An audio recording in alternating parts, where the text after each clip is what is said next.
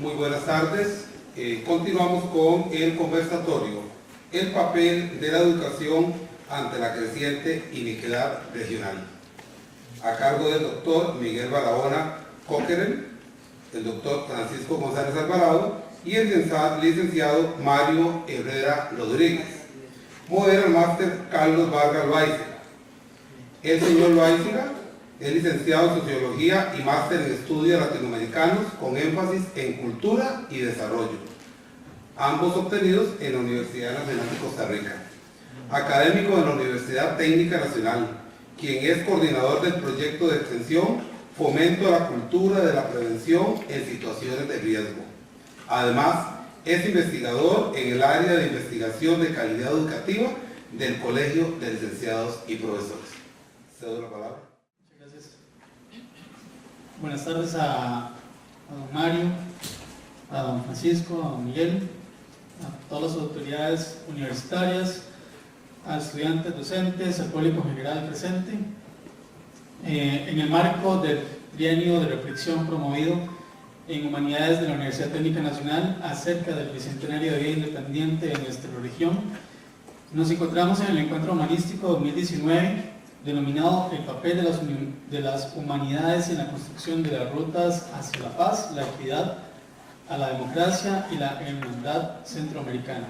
Y, prosiguiendo con el programa, daremos inicio al conversatorio denominado El papel de la educación ante la creciente inequidad regional. Para ello, tenemos este panel de lujo, compuesto por el licenciado Mario Herrera Rodríguez, quien labora como investigador en el Estado de la región y colabora con el informe del Estado de la Justicia y el Estado de la Nación. Es licenciado en Ciencias Políticas de la Universidad de Costa Rica y bachiller en Economía de la misma universidad. Ha colaborado en investigaciones sobre el desempeño legislativo, elecciones municipales y política económica. Tenemos al doctor Francisco González Alvarado en el centro. Es académico investigador de la Universidad Nacional de Costa Rica, cuenta con sólidos conocimientos en los campos de la historia, la pedagogía, la gestión universitaria, en los cuales sustenta la formación de grado y posgrado. Se ha desempeñado como asesor y consultor de instituciones de educación media y universitaria. Ejerció el cargo de vicerrector académico y es miembro activo de la Red Iberoamericana en Didáctica de las Ciencias Sociales. Y en la actualidad está ejerciendo docencia universitaria en la División de Educología y la Escuela de Historia. Es el coordinador del programa de investigación del CIDI, Perfiles y Dinámicas de la Educación Costarricense. Y por último, pero no menos importante, el doctor Miguel Barahona, es chileno, salió muy joven de su país natal por la dictadura prolongada que duró casi 2 décadas. Estudió Sociología en Francia, en la Escuela de Altos Estudios de las Ciencias Sociales. Luego se trasladó a México, donde trabajó en el Colegio de México, la Dirección de Culturas Populares del CEP de México, y en la UAM Xochimilco, donde durante más de una década obtuvo un doctorado en antropología de la Universidad de Texas Austin a finales de los 80 y es el vicedecano de los estudios generales académico e investigador de la Universidad Nacional. La dinámica constará en una exposición por cada uno de los invitados, que costará aproximadamente 20 minutos, y luego haremos una interacción entre el público y los expositores. Entonces, en el mismo orden que les presenté, iniciaríamos con Mario. Por último, le doy el paso de la palabra al doctor Miguel Barahona. Buenas tardes, queridas amigas y queridos amigos. Yo voy a invertir un poco el orden de los temas que se están sugiriendo para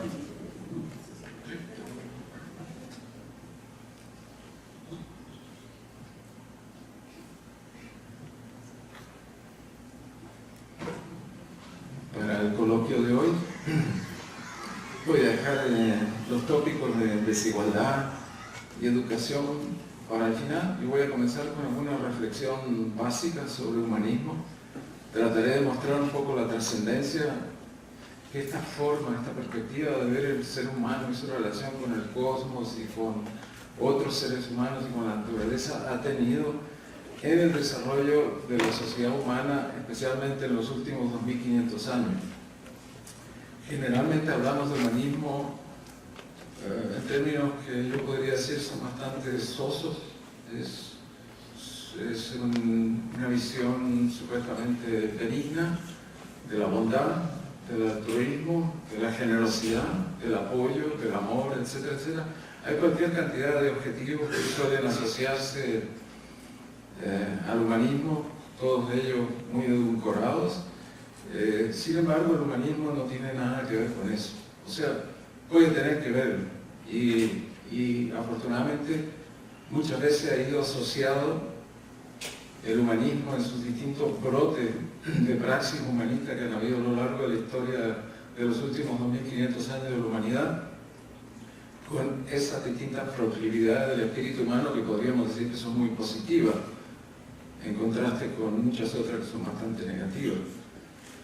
Entonces, asociar el humanismo con una exaltación del aspecto bueno, positivo del ser humano es correcto, pero no es lo que define el humanismo. El humanismo se define mucho más por lo que realmente constituyó esa revolución en su origen. Hace 2500 años surgió una forma completamente nueva de pensar al ser humano, una visión existencial que no se conocía hasta entonces. Yo por lo menos no he podido encontrar traza de esos postulados en brotes, si ustedes quieren, civilizatorios importantes que hubieron mucho antes de la Grecia clásica. Pero la verdad es que hasta entonces, donde yo puedo visualizar, en los últimos años que he estudiado mucho el tema, la revolución humanista no comienza sino hasta el siglo V antes de Jesucristo, a mitad más o menos del siglo V, el siglo de oro de este gran estadista griego clásico, Pericles, que permitió justamente que los filósofos que concibieron el humanismo y lo aplicaron, es una cosa muy interesante, el humanismo es una visión para ser aplicada, es una visión pragmática, no es retórica vacía sobre las cosas buenas y bonitas que el ser humano debe hacer, sino es una visión, yo diría, muy concreta de cómo avanzar el progreso humano, la justicia, la igualdad e incluso la educación. Después trataré de mostrar las conexiones entre el humanismo, la revolución humanista y el surgimiento de la educación, sobre todo la educación pública. En este siglo de oro de Pericles, en que permitió entonces que este movimiento de filósofos, que no era de los movimientos más importantes de la época, o sea, nada comparable con Sócrates, con Platón, con Aristóteles, con las grandes figuras del pensamiento filosófico griego clásico, sino que eran como un grupo de filósofos de segunda línea, pero que tuvieron un impacto muchísimo mayor en la vida de la polis griega que todos esos otros grandes y extraordinarios pensadores. Y me estoy refiriendo a Protágora, a los sofistas. A veces se usa esa noción de sofista en términos peyorativos, pero la verdad es que en ese momento ellos promovieron una nueva perspectiva sobre lo que debe ser y puede ser la vida del ser humano. Digamos que hasta ese instante la Grecia, como casi todas las sociedades, incluso hasta nuestros días, pero sobre todo en aquella época más antigua, estaba dominada por una visión completamente religiosa, a veces incluso mística, pero rara vez mística, sino más que nada de práctica religiosa, de rutina religiosa, en que los dioses comandaban la vida de los seres humanos. Esto ya es bastante sabido, había un panteón de dioses que incluso se peleaban constantemente entre ellos por dirigir los asuntos humanos. Nosotros éramos simplemente títeres en manos de las deidades, del panteón de dioses, y ellos definían entonces los derroteros de la sociedad y de la vida individual. Por ahí, como en la misma época en que surge Protágora y los sofistas comienzan a cobrar fuerza y a ser apoyados por el Estado griego, especialmente el Estado ateniense, surge el mito de este titán famoso, que le roba el fuego de la razón a los dioses y se lo entrega a los seres humanos. Sí, la mitología griega siempre está expresando de una forma simbólica, emblemática, los asuntos de la vida social de la época. Y entonces,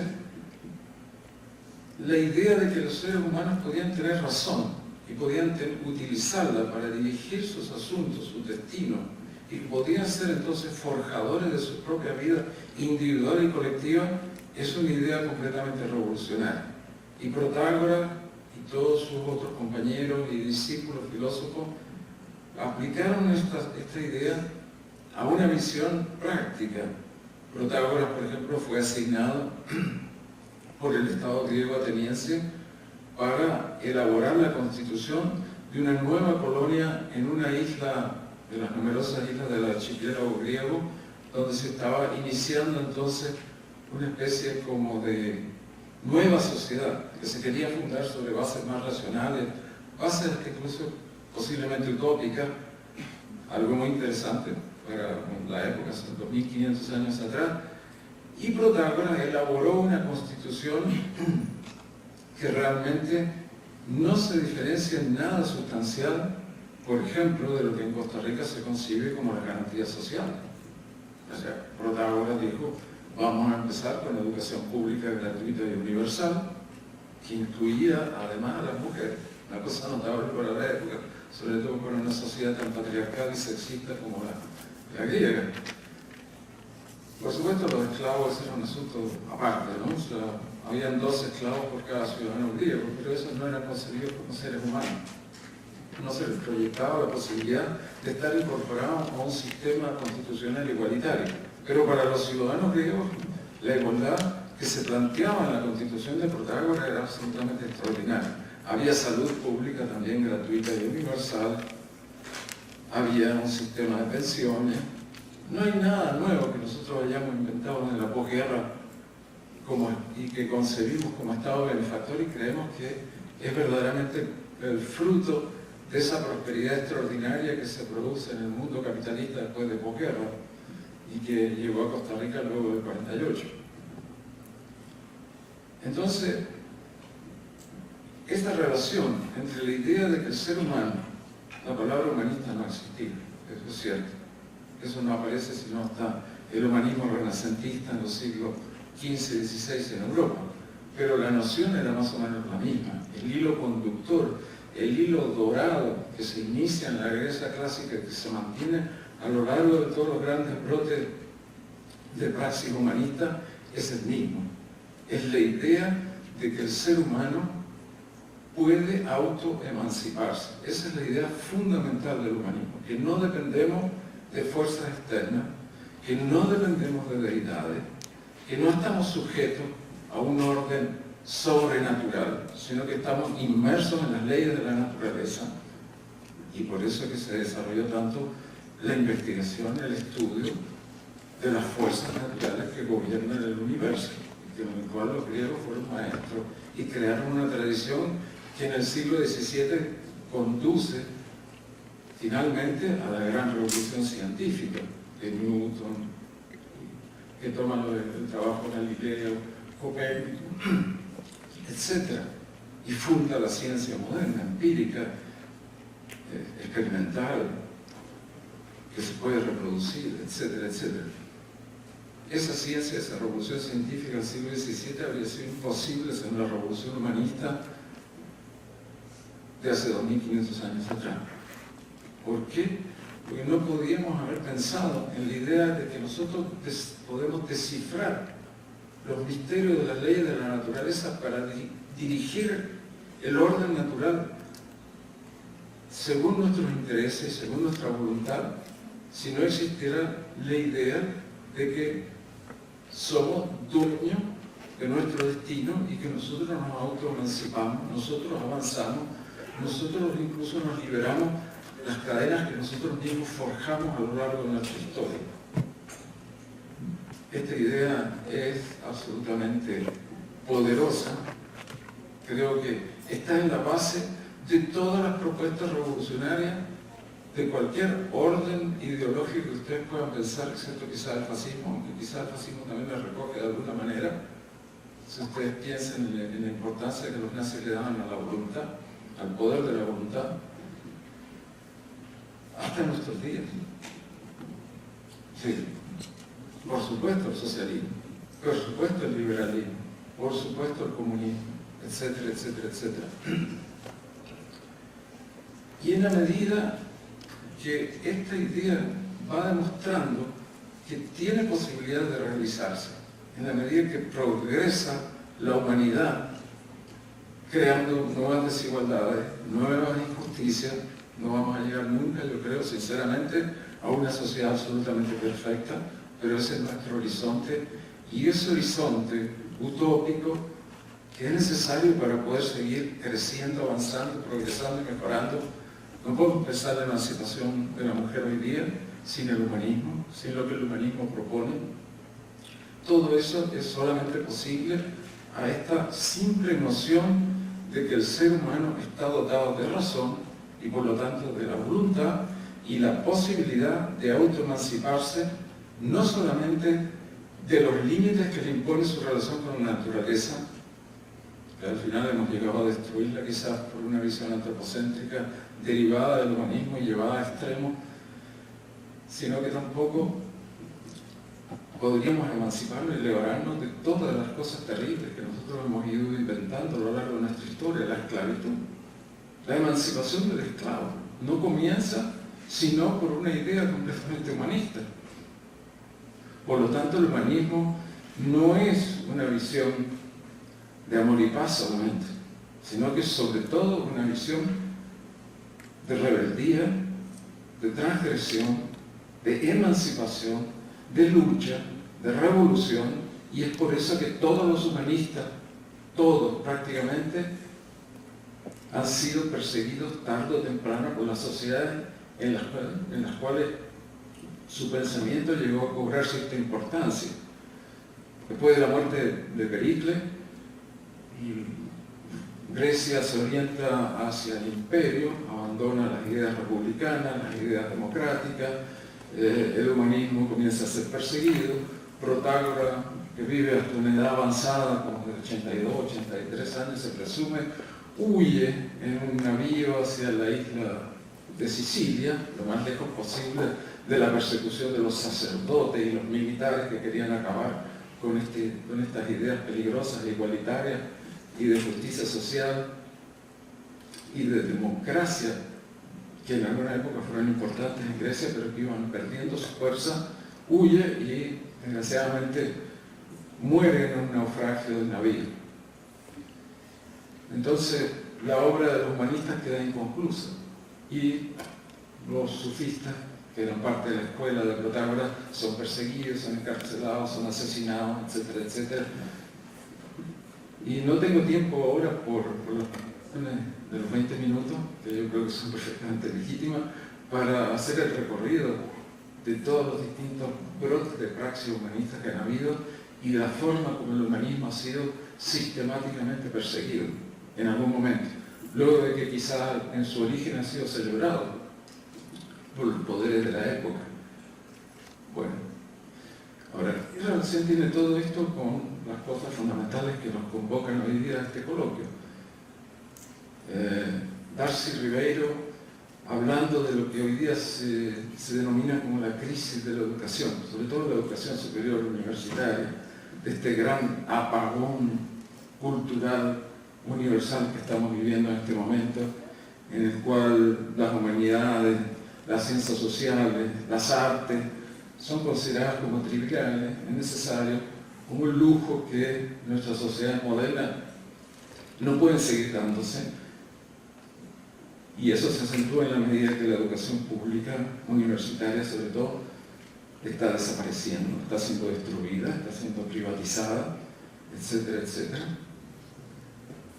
En este momento, entonces, volver a ser humanista es oponerse precisamente a todo eso, es volver a tomar la bandera de la rebelión humanista y decir, que no podemos tener sociedades más igualitarias, que no podemos ni siquiera lograr la plena emancipación de la mujer, algo de lo cual yo creo que la inmensa mayoría de las personas están convencidas, aunque no lo apliquen a veces todo el tiempo, sobre todo los hombres, pero es una idea que ya se ha instalado en el discurso contemporáneo, y eso no se va a poder llevar plenamente a cabo si no hay una rectificación hacia esta idea que Protágoras tuvo de que si hay un Estado como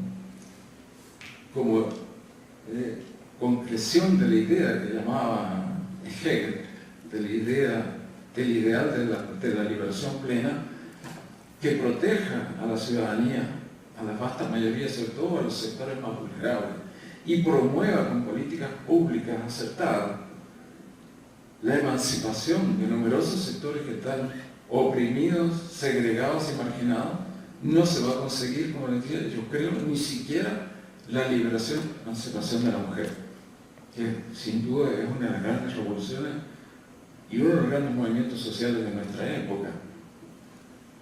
Esto va acompañado entonces con un retroceso de esta concepción humanista de la función del Estado en todos los ámbitos, no solamente en la educación, también en la economía, en la política. Y no es extraño que al final de cuentas la muerte acelerada del Estado benefactor en América Latina esté dando paso al surgimiento de grandes movimientos, y digo grandes porque a veces convocan a mucha gente, por desgracia, fascistas, sobre todo en América del Sur. O sea, para nadie es un secreto que lo que está pasando en Brasil es sumamente alarmante, no solamente por las repercusiones políticas y sociales internas, sino también porque significa que se avanzará de manera quizás irreversible en la destrucción del pulmón del planeta, que es la selva amazónica, en forma que no va a tener vuelta atrás. Una vez que usted corta la selva amazónica, no son suelos tropicales como los de Costa Rica, que son de origen volcánico y tienen muchas sales minerales incorporadas, son suelos muy pobres, que si usted corta la cubierta vegetal, que los deja expuestos a la lixiviación de la lluvia, de esa lluvia intensa, ahí después de unos años usted ya no puede sembrar nada, no puede ni siquiera volver a salir la selva, son suelos muertos, estériles, y va a ser seguramente con el tiempo como el Sahara. El Sahara fue en una época una selva luxuriante, maravillosa y extraordinaria, quizás mucho más poderosa en biodiversidad que la misma cuenca amazónica. Por lo tanto, ese es un peligro bastante inminente y muy cercano. ¿Qué tipo de educación necesitamos? Necesitamos una educación humanista. ¿Por qué el humanismo está siempre, desde sus orígenes, asociado con el conocimiento científico?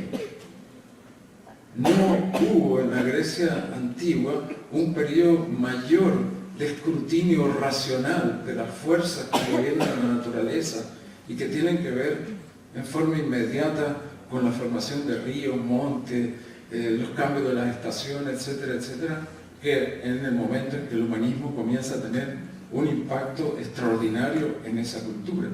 Y así fue también durante la Edad de Oro islámica, en que hay otro gran brote de praxis humanista, que surgieron universidades, las primeras universidades públicas, la de Marruecos, en el siglo VIII, y que se creó un movimiento intelectual científico increíble por el humanismo islámico de esa época, sin el cual no habría habido la revolución humanista renacentista de la Europa de los siglos XV y XVI, que también, donde también sabemos como figura de Da Vinci, quizás la más representativa, que la ciencia, el arte, la razón, la filosofía, todas iban unidas en una visión orgánica de la existencia del ser humano. No es sino con, hasta cierto punto paradójico, con el triunfo de la revolución científica del siglo XVII y luego la revolución industrial, que comienza a compartimentalizarse y a destruirse la unidad orgánica del conocimiento humano y separarse entonces en disciplinas y en escuelas, que luego queda absolutamente consagrada por la Universidad Napoleónica Francesa basadas en estas visiones muy cartesianas de separar lo subjetivo, lo intuitivo, lo estético, de lo racional, lo lógico, etcétera, etcétera. Don Miguel, un par de minutos. Ok.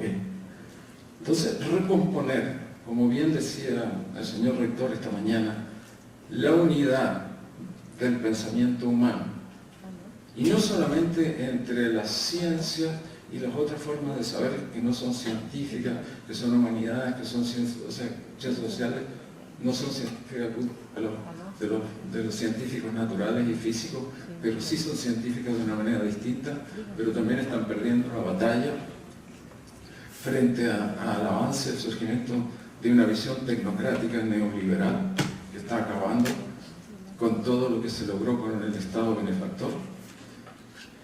No vamos a poder realmente sobrevivir como especie, como humanidad, si no restablecemos la unidad sistemática, sistémica y orgánica del conocimiento humano, y si el humanismo, las humanidades, las artes y las ciencias sociales dejan de desempeñar un papel fundamental en la manera como percibimos los problemas. Por ejemplo, el cambio climático global. Eso no lo podemos entender desde el punto de vista estrictamente de las ciencias naturales y físicas.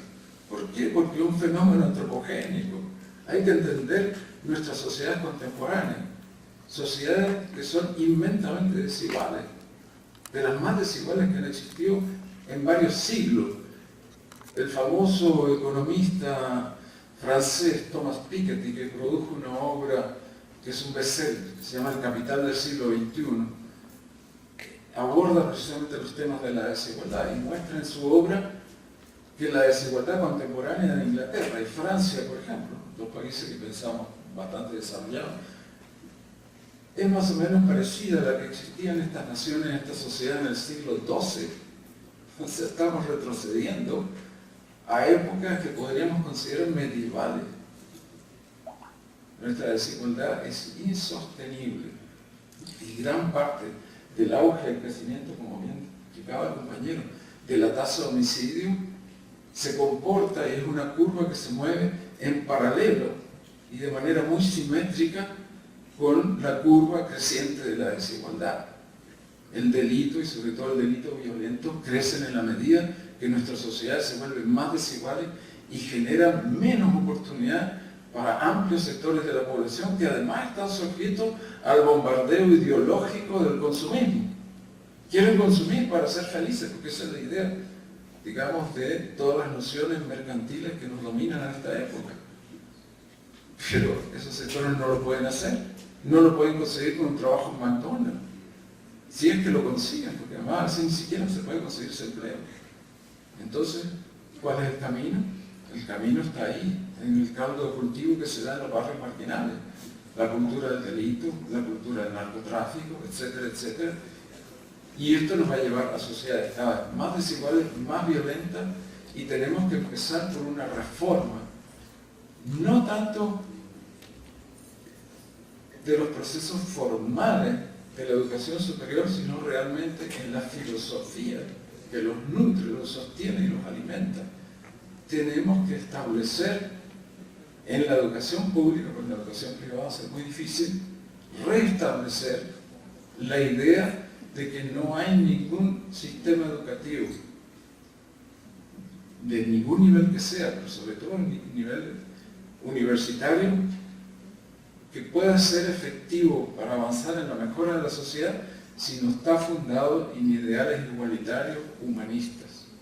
En esa revolución de Protágoras, de hace 2500 años atrás. Muchas gracias.